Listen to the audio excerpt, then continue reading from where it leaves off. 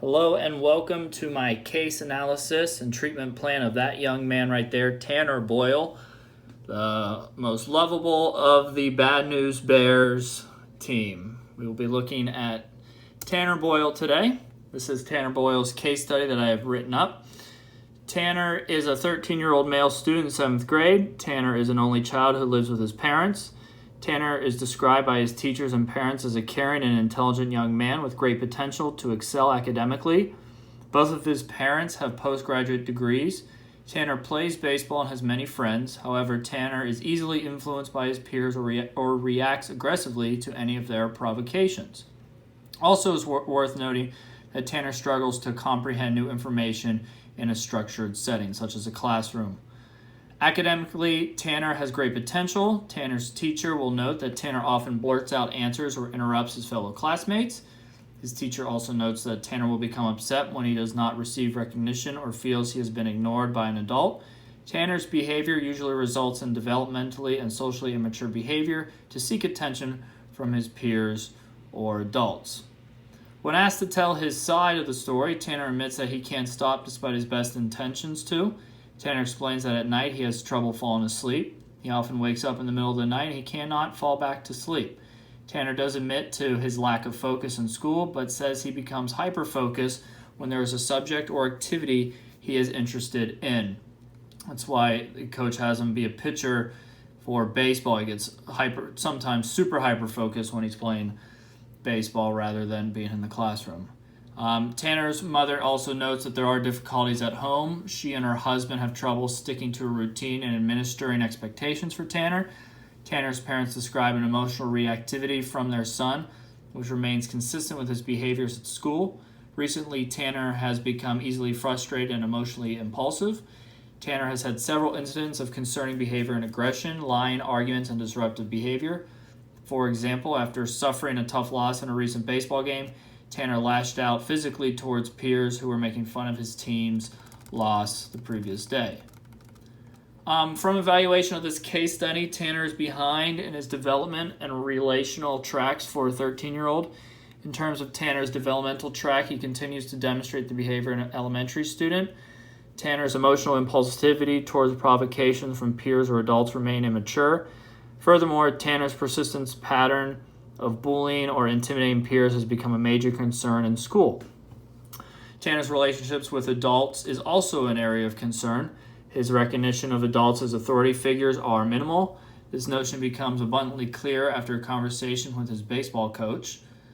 My initial diagnosis of Tanner was attention deficit hyperactivity disorder, or ADHD.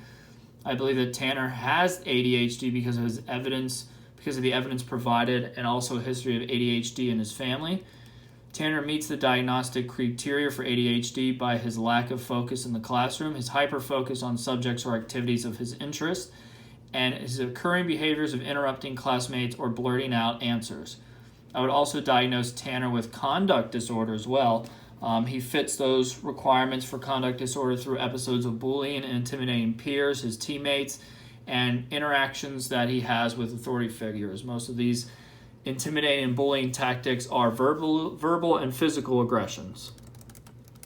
After analyzing and reviewing Tanner's case study, I have come to two forms of interventions I recommend for Tanner: medication and structural family therapy. The first intervention for Tanner would be two forms of medication to address his ADHD and his troubles with sleep. For Tanner's trouble with sleeping, I suggest melatonin for kids. I recommend that Tanner takes an appropriate dosage before he goes to bed every night. As for Tanner's ADHD medication, I would recommend he starts with an extended release medication, for example, Adderall XR. The benefits of taking extended release medications are that Tanner only has to take it once a day, so he can take it before school or after school. That will relieve any notion of his friends or peers knowing that he is on medication, and he can continue his social life and not have the worry of taking it in school and being interrupted in school and his peers knowing. The second intervention I recommend for Tanner is to address his conduct disorder in structural family therapy. It appears to me that Tanner lacks clear sense of boundaries when addressing issues with peers or adults. If Structural family therapy offers a structured environment for him and his family to create boundaries, expectations, and to properly and appropriately establish those boundaries, guidelines, expectations for Tanner, along with the appropriateness of his current age. So structural family therapy would be the big intervention I would have for the conduct disorder. His treatment plan, some of the goals that we have, we'll start with attention deficit hyperactivity disorder. So that's our problem 1. Our problem 2 is the emotional impulsivity responses that Tanner has. So we'll address problem 1. It says for attention deficit, Tanner's attention deficit has been identified as an active problem that requires treatment. It is primarily evidenced by history of attention deficit disorders, no history of treatment, and no prescribed medications are listed. So our first long-term goal and our target date would be December 1st, 2020, and the hope would be to start it on the first day of school, so August 17th. Would be that Tanner will reduce his overall level, frequency, and intensity of attention deficit so that the daily functioning of his academics are not affected. That'd be our long-term goal. Our first short-term goal will be Tanner will exhibit at least 3 outbursts or classroom disruptions per day with a goal of decreasing these outbursts and disruptions to only 10 per week. So the duration of time for that would be 4 weeks. We'd hopefully start that August 17th, and then the 4-week period would end September 14th. Then so my intervention as a counselor for that, I'd be the school counselor in this role. I will teach Tanner to learn classroom appropriate communication strategies that can help him decrease his outbursts or classroom disruptions to less than or equal to 3 times per day. And that falls in terms of our second short-term goal, which will be that the counselor will work with Tanner to help him become self-aware of any maladaptive behaviors he learns and is encouraged to act upon by peers. I will meet with him twice per week and have sessions Monday and Friday, and that'll continue up until December 1st, and that will start August 17th. Those sessions will last 30 minutes, and in that intervention, it will be one-on-one counseling with Tanner, and we'll focus on the here and now along with instructing/supporting Tanner on his development with social skills. The second problem is emotional impulsivity responses. That way we're going to address is his emotional impulsivity responses. So we'll address that. He's been exhibiting these since he was a preschooler, so age 4. He gets upset and ignored, and when he gets upset when he gets upset when he is ignored or not recognized by a peer or an adult, and he expresses those. He expresses his upsetness, his anger, via verbal or through behavior. So his long-term goal would be that Tanner will have 1 episode of emotional impulsivity response once per week. So he'll just have 1 episode. That our target date is December 1st as well. Our short-term goals to start will be Tanner will be able to delay or halt his emotional impulsivities when triggered by a provocation. We hope that's only twice per week. We're going to do another 4-week period with that, with the start date August 17th, and the check-in date and end date of those 4 weeks would be September 14th.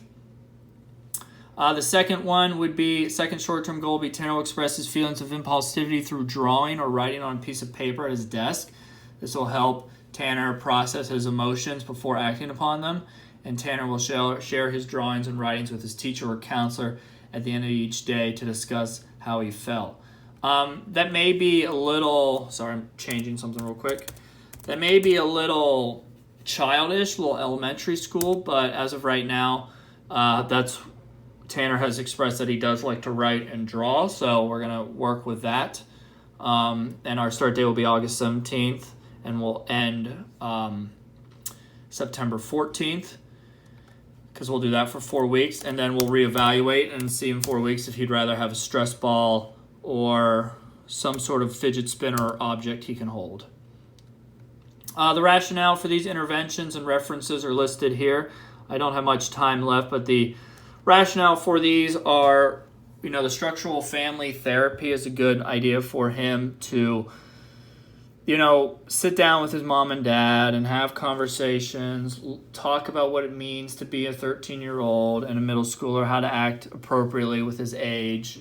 And hopefully through that, the three of them can work with the counselor and work together on setting expectations, guidelines, and boundaries for not only how they act in public and in the classroom, but also how Tanner behaves at home.